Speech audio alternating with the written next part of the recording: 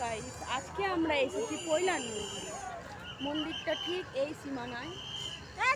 আমি এসেছি, আমার মা এসেছে, আমার বাবা এসেছে, আমার ওইদিকে দুটো ভাইয়ের বউ আছে, ওই দুটো ভাইয়ের বউ। আমরা মন্দিরে সব আজকে বেড়াতে এসেছি। ফার্স্ট টাইম মন্দিরে এলাম। এই মন্দিরটা আপনাদেরকে দেখাচ্ছি।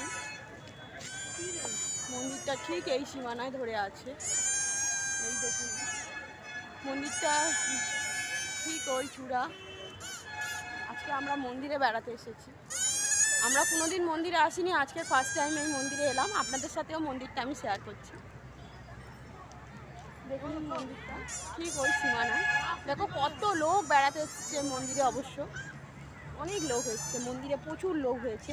ভিতরে একটা সোনার গোপালও আছে, আমরা অবশ্য জল ঢেলে এসেছি। মন্দিরটা ঠিক এই সীমানা ধরে আছে। দেখো মন্দিরটা।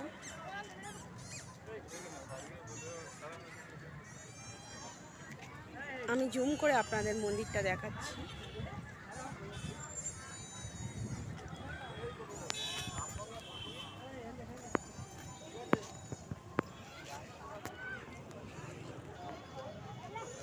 দেখুন মন্দিরটা কত সুন্দর।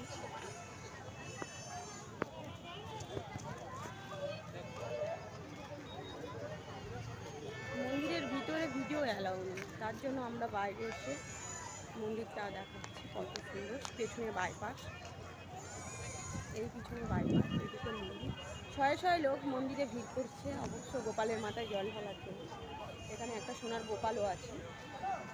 জল ঢালতে বেশি খরচা না, মাত্র 50 টাকা, তার সাথে প্রসাদও ফ্রি। আপনারা যদি মন্দিরে আসতে চান, ঠিক বাইপাস ধরে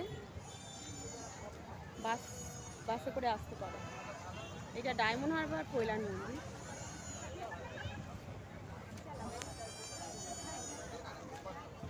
আমি এখানেই ব্লগটা শেষ করছি।